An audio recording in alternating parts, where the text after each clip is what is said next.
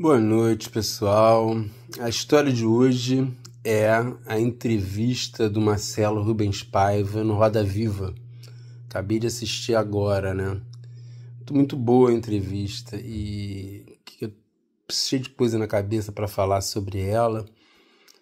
E primeiro, assim, uma coisa assim que eu não me inscrevi, né? Eu sou muito ruim de tecnologia. E eu não consegui me inscrever na hora no Roda Viva, que eu queria responder um sujeito que estava dizendo lá nos comentários do YouTube, né? O cara dizendo assim, não chamaram ninguém de direita para entrevistar, não é democrático, tinha que chamar uma pessoa de direita para entrevistar o Marcelo Rubens Paiva. Eu acho que esse cara devia estar se referindo assim, a um cara de extrema direita, uma pessoa a favor da tortura, provavelmente, porque a Vera Magalhães é muito de direita, né? A Vera Magalhães era a favor de proibir o Boulos de escrever para a Folha de São Paulo, né? Há uns anos atrás ela se mostrou revoltada com o Boulos poder escrever num jornal. Ele achava que o Boulos não podia escrever no jornal, né? Como se fosse um bandido, né? Então, assim, a Vera Magalhães é muito de direita. Muito, muito. O que até dá pra gente ter noção do que foi o que é o bolsonarismo, né? O que é o que significa o movimento, né, que o ex-presidente Bolsonaro representa, né? É uma coisa de extremíssima direita, né? Algo do mesmo da mesma matriz política do nazismo, né? Só que o nazismo de hoje em dia é um nazismo diferente daquela época, né? O nazismo datado, ele é bem específico, né? Mas assim, e a Marilis também é uma pessoa de direita, né? É uma direita progressista, ela é progressista em costumes, né? Mas é uma pessoa de direita, né? Assim, enfim, então a primeira coisa é isso, né? Que me deu vontade de falar. Não é verdade que a bancada da TV Cultura seja uma bancada de esquerda de jeito nenhuma, né? De jeito nenhum. Mas não são pessoas que defendem tortura, né? Então, assim, hoje em dia, se você não defender tortura, não defender os torturadores, não defender fake news, não for contra a vacina, dizem que você é de esquerda, né? E é uma coisa que não é, né? É o mínimo razoável, né? Enfim, essa primeira coisa que eu queria citar, que nem é algo talvez tão importante, mas eu fiquei ali com vontade de escrever, aí não consegui ali me inscrever ao mesmo tempo que assistia ao vídeo, né, entrevista, aí deixei rolar, aí assim, tô usando isso aqui meio para dar uma resposta que eu queria dar pro cara que escreveu dizendo que tinha que ter alguém de direita lá, né? Mas tinha, amigo. Eu queria falar, tem gente de direita, mas não tem de extremíssima direita, né? Até porque algumas discussões é que nem fazer um debate sobre medicina e colocar um cara lá que vai trollar o debate, né? Porque as visões ali já eram distintas, né? Já teve várias problematizações na entrevista. A entrevista é muito rica, não só porque ela disse, pelo que ela disse explicitamente, pelos vários subtextos, né, as várias camadas que eu acho que existiram, né, ali naquela entrevista, né. Alguém fez aquela pergunta sobre o tal Chavoso da USP, né, que criticou o filme, né. E eu acho que é isso que talvez eu vá falar agora, né? Sobre não a crítica do Chavoso da USP, que eu nem assisti, mas essa crítica que por um lado é um pouco até óbvia, né? Que ali era um recorte de classe, né? Sem dúvida, né? O filme é um filme que é focado nisso, né? De uma família burguesa, mas como Marcelo Rubens Paiva falou bem, é uma família burguesa, mas é das melhores famílias burguesas, né? Que como quando perguntaram algo assim para o Marcelo Rubens Paiva, ele falou, é uma família burguesa, mas em vez de se aproveitar da ditadura e das benesses que a ditadura estava dando à burguesia, essa família, principalmente o Rubens Paiva, né, se insurgiu contra a burguesia, né? É uma ditadura burguesa, né? Porque a ditadura de 64 é uma ditadura empresarial militar, né? Os militares, eles foram um instrumento, né? Mas foi uma ditadura da burguesia, uma ditadura dos ricos, né? E um grupo muito minoritário dos ricos, né? Muito minoritário, que tinha alguma consciência, alguma, vamos dizer assim, uma qualidade melhor de compreensão de mundo, de certa forma, diria uma qualidade moral, talvez, não sei, não vou entrar nesse campo da moral, mas uma visão de mundo um pouco mais humana, né? Essa burguesia que se insurgiu, né? Contra a ditadura da burguesia, né? Essa pequena parte da burguesia, ela acabou até ela mesmo pagando, né? Mas assim, o Marcelo Rubens Paiva deixou claro, isso é muito óbvio, né? Que se fosse contra... Tinha até um entrevistador preto que colocava sempre essa questão da cor, corretamente ele colocava, da questão da classe social. Ele fez uma pergunta assim, nesse sentido, para o Marcelo Rubens Paiva, e ele de pronto respondeu, claro, se fosse uma família de classe média baixa, o cara falou, se fosse uma família de classe média baixa ou pobre, preta, a abordagem ia ser diferente, né? E aí o Marcelo Rubens Paiva falou, sem dúvida, ia ser diferente, ia chegar quebrando tudo, matando, e sem dúvida, né? Assim, sempre que um preto, que um pobre fosse insurgir contra o sistema capitalista, né? Porque se o preto ou o pobre, ou o preto enriquecido, como a tal da Jojo Todinho, né?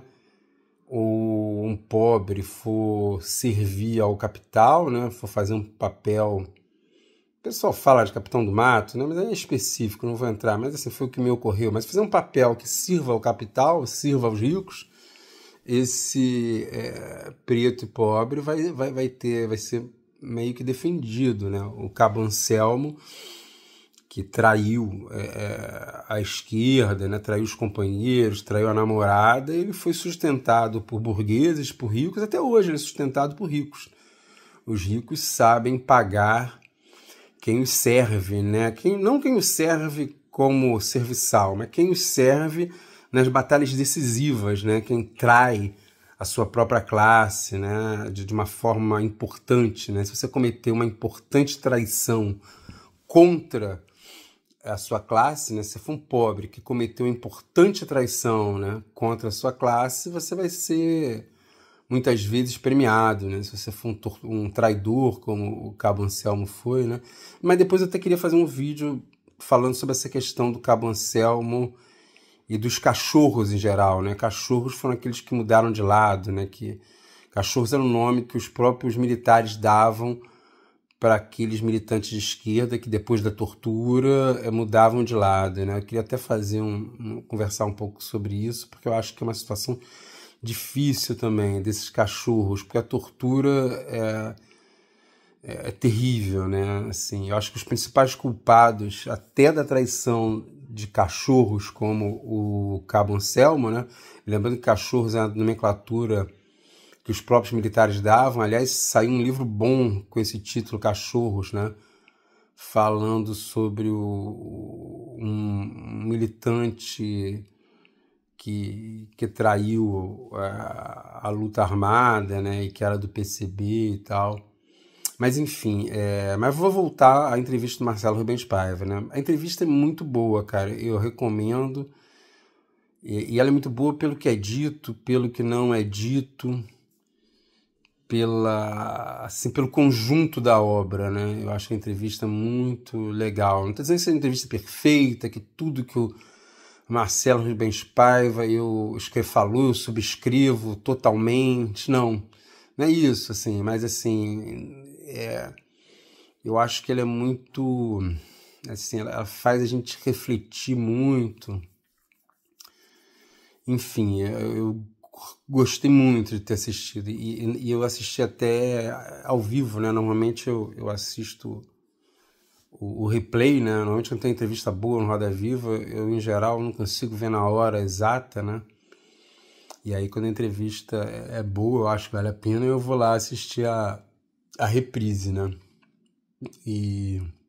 Mas essa não. Essa eu assisti ao vivo. E é isso, assim, falando um pouco do filme, uma coisa que eu ia falar, do Ainda Estou Aqui, é que eu via muita gente dizendo assim, é uma aula de Brasil, é um filme necessário. Não, um filme necessário acho que até é, assim, é um filme necessário, mas tem gente que fala assim, uma aula de Brasil. Eu acho que em termos, né, porque é um recorte, né, é uma coisa muito, assim, tratando dessa ínfima minoria da burguesia brasileira que tinha um sentimento de maior apreço ao povo, né? Porque assim, a burguesia brasileira muitas vezes odeia o brasileiro, né? Ela quer morar fora, ela gosta de morar fora, tanto que o brasileiro mais rico do mundo mora na Suíça, né?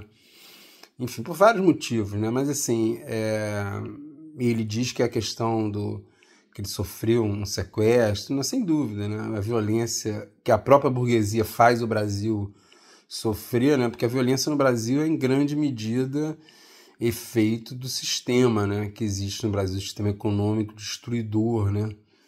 Um sistema econômico que sempre destruiu os mais pobres, né? Então a burguesia ela cria horror, os ricos, né, criam um horror e depois, quando o horror está instalado, eles saem do país, continuam ganhando o dinheiro deles aqui. A mais-valia do Lema, né? Eu ia falar Lesman. Do Lema é principalmente aqui, né? Onde ele ganha mais dinheiro daqui do Brasil. Ele suga o Brasil, né? Ele falha as americanas, ele destrói tudo e vive na Suíça, né? Enfim. Mas o filme é muito bom, o Ainda Estou Aqui é um filme muito bom, muito importante e tal, mas realmente é um recorte, né? E eu teria até algumas críticas a fazer, algumas questões, mas eu vou deixar de lado aquela fala de alguma pessoa que participou muito importante do filme. Quando teve uma entrevista, perguntaram para essa pessoa o que ela achava de ter uma comissão da verdade. Assim, não gostei muito da resposta, não achei, mas enfim. Achei complicado para dizer o mínimo, mas o filme é bom, é um filme importante pra caramba, até porque é importante também que a burguesia, porque acho que o filme é esse, né? O filme é falando para as classes médias altas e para a burguesia, falando assim, olha, uma ditadura é uma roubada para vocês, né? Também pode ser uma roubada, porque o fascismo é complicado, né? O fascismo, ele muitas vezes, ele nem a burguesia ele respeita, ele não respeita nada, assim, o pobre, né? Obviamente não respeita, mas o fascismo odeia tanto as esquerdas, né? A principal característica do fascismo, tem várias, né? Mas talvez a principal característica do fascismo, que não é colocada nos livros didáticos, né, eu vejo que não se identifica tanto isso, é o ódio literalmente mortal às esquerdas. Se você pegar um liberal, vamos dizer tipo a Globo, né, ou tipo a Marilis, o liberal não vai dizer assim, mata o esquerdista, né, mata o cara de esquerda, tortura, ele não vai dizer isso. Ele vai ter um outro discurso, né? Mas o fascista não, o fascista, o nazista, ele literalmente diz claramente que quer matar a esquerda, né? Que é como o Bolsonaro, né? O Bolsonaro ele fala com todas as letras, tem que matar, tem que torturar, né? Ele diz com todas as letras, né? E é isso que é o que assim, o fascismo tem várias definições, não é às vezes tão facilmente definível, mas eu acho que minha esposa entrou aqui, minha cônjuge entrou aqui e eu vou continuar assim mesmo, porque eu não posso perder. Eu tô meio falando aqui, falando para ela também, porque eu não quero perder esse vídeo. Eu já estou falando aqui há mais de 14 minutos. Mas, enfim, uma característica do fascismo que as pessoas esquecem, em geral, de enumerar é explicitamente e orgulhosamente dizer que quer matar a esquerda, que quer torturar a esquerda, né? E, em geral, o liberal ele não diz isso de uma forma clara, né? Por isso que até a ditadura brasileira, apesar de todos os horrores, ela não se caracteriza por ser uma ditadura fascista, exatamente. Até uma das características é essa. Ela é uma ditadura que ela não... Os ditadores, eles não declaravam, não assumiam que torturavam, eles tentavam esconder, né? E o fascista não, ele fala mato mesmo, né? Embora, assim, em termos, né? Vou até entrar assim, em contradição com o que eu estou dizendo, porque até o Hitler, ele não escrevia com todas as letras, né? Ele dava a entender que queria um extermínio, né? Colocava quase todas as letras, mas não colocava, né? Você pega Israel. Israel agora, que é um regime... Não vou colocar assim... É um regime de extermínio, Israel, né? É um regime genocida. O Netanyahu e quem apoia o sionismo não diz com todas as letras, né? Eu vou matar, eu vou exterminar. Até fala, né? Até diz, mas não assina com todas as letras, né? Que está querendo o extermínio daquela população palestina, né? Mas assim, então aqui eu estou fazendo uma gradação, dizendo que até mesmo os nazistas às vezes não colocam com todas as letras, mas mesmo assim é mais explícito, né? Então assim, da direita liberal para os fascismos existe uma distância e essa distância, uma das distâncias é justamente essa da explicitação, né? Do extermínio, do horror, né? O fascista, ele é muito orgulhoso da sua capacidade de matar, de torturar, né? Enfim, é o que nem o Bolsonaro dizia, né? Minha especialidade é matar. Lembra como ele era orgulhoso em dizer isso, que a especialidade dele é matar? E de fato, né? Eu acho ele um cara, assim, não sei se ele matou com a pistola, mas na pandemia ele mostrou que a especialidade dele é matar, né? Mas não vou entrar nesse assunto agora. Mas voltando a isso, gente, a entrevista do Marcelo Rubens Paiva é muito boa, ele é um cara bem legal mesmo, assim, né?